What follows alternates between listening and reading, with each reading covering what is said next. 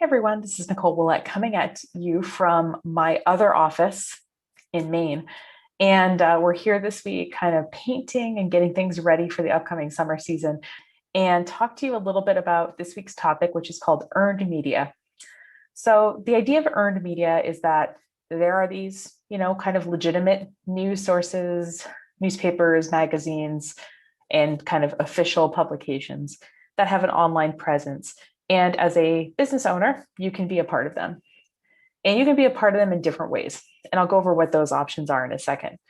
But the main thing to think of is that having yourself published in, I don't know, Forbes or in Maine Biz magazine or whatever gives you a couple of things. First of all, you probably have noticed if you go to like some guru's website, there's always like the icons across like the bottom of the homepage as seen in. So you could do something like that, which kind of shows that you have authority over your subject matter. The other thing that you get, though, is you also get typically a link back to your website from these publications. Now, it depends on the rules of that particular publication. So, for example, one of my friends had a BBC interview that was like an hour long, but the BBC has a policy where they don't link to individual websites. So while she did get some traffic, it was all people who had kind of searched for her on Google or their favorite search engine and got to her website from there. So it's important to kind of know whether you're getting a link or not. And just because something doesn't offer a link does not mean it's not valuable. Obviously, the BBC, I think we'd all take that. And number three, having kind of your message out there gives you a chance not only to kind of practice it, but also to get in front of a bunch of new people that you wouldn't have gotten in front of otherwise. People who read those magazines, those newspapers, those particular websites. So I want to talk a little bit about if this idea kind of intrigues you, if you want to get more into it, how you would go about doing that. And some of this is free in terms of you're not getting paid for it, and some of it is not so free, but you get a benefit from it. So let's talk a little bit about your options. So the first option, which you're probably pretty familiar with, is the idea of a press release. So if you're doing something new in your business, if you have a new product, working with a new kind of clientele, if you have a new program that you're launching, you can write, basically, if there's something new, you can write a press release about it. Now, I used to work at a newspaper, so I can tell you that a lot of people do not know how to write press releases.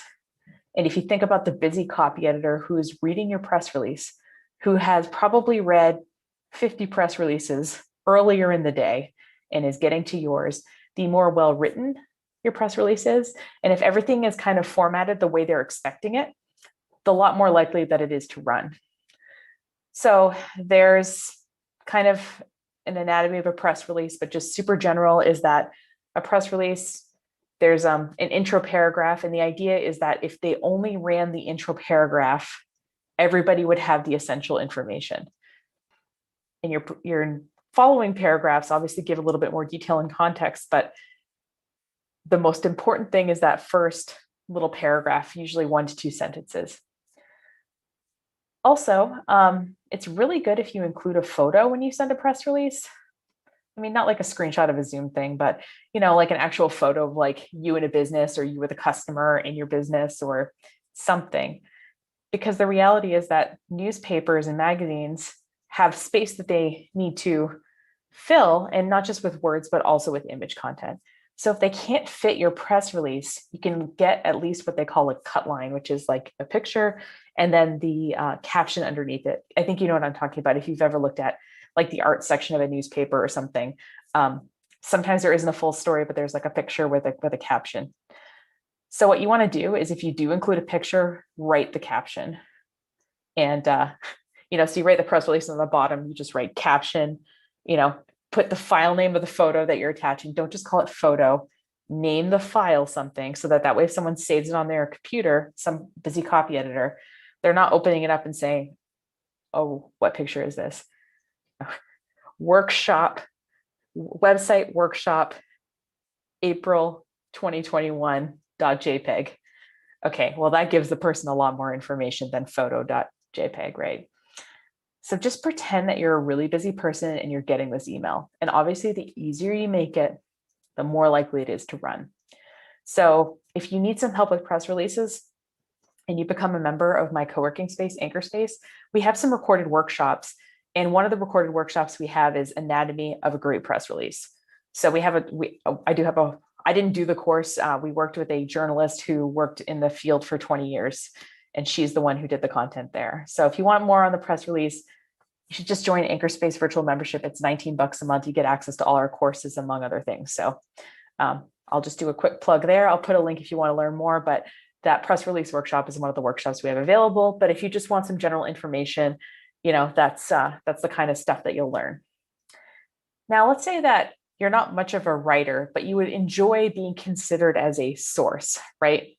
Another thing you could do is sign up for HARO, which is Help a Reporter Out. And you can sign up as a source. So as you see, when you get here, it says I'm a source, and you can say kind of like what sort of topics that you're an expert in. So maybe you're an expert in like fitness, or maybe you're an expert in science, or they're usually pretty general categories. And a couple of times a day, there's an email that goes out, and you don't know what publication anybody is with. So it'll say, okay, there's a reporter that is looking for to interview women-owned businesses, women business owners over 40, and how middle age changes the way you run a business. And here is the email. Now, they don't show you the email of the publication. They show you the HARO email. And, you could be talking to the Wall Street Journal. You could be talking to some, a regional blog. It's hard to tell. I've had friends who've had really good luck with this. And I haven't done so well at it. So full disclosure, but some people are really good at this. They're really good sources. And if you're a good source to a reporter one time and you're easy to work with, like you get back to them quickly, you have succinct answers, you stay on topic, that kind of thing. If you make their job easy, they're going to contact you for other sources as well. Yeah, so that's a way that you can kind of be a part of a publication without necessarily having to originate the article. Now, obviously, it's a little bit more of a crapshoot because you're sort of putting yourself out there, and they may or may not get back to you. And even if they get back to you, the particular story they're working on may or may not run. So there's a little bit less pressure, but there's also a little less potential gain too, which totally makes sense, right? Now, let's say that you're the kind of person who wants to get paid to do writing, right? Maybe you want to write on your subject matter, but you might want to get paid. This is the book that all the writer types I know swear by. Let me just show you. There's something called the Writer's Market. It looks like they have a website, but it recently got sold or something. Like when I go to that Writer's Market website, it looks weird. Most people I know who are serious about it actually buy the physical book, and you can look up publications in there. And it talks about, here's a website all about like dogs, and this is how like they work, and this is how much they pay for an article, and this is how they work with new authors or whatever. There's just some additional information in there. The book is it's like a Bible. It's pretty thick. So a lot of people who I know who are the kind of people who professionally contribute, or the kind of people who submit for paid writing things, use the Writer's Market. Now, my friend Kelly, who I'm just going to plug here very briefly, is actually doing a course coming up here. So just sign up for her email list. And she's working on it right now.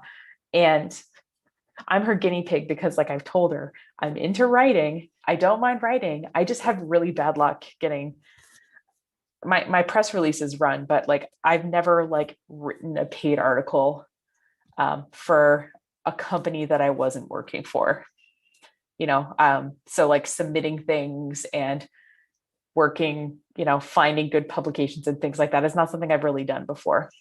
So if you want like a little bit, rather than going through the whole Writer's Market book, if you want to be a little bit more strategic, I know authors like Kelly work with people to do that. And her whole thing is that you can plug your business, but you're obviously going to write an article that is like a subject matter article, like an expertise article.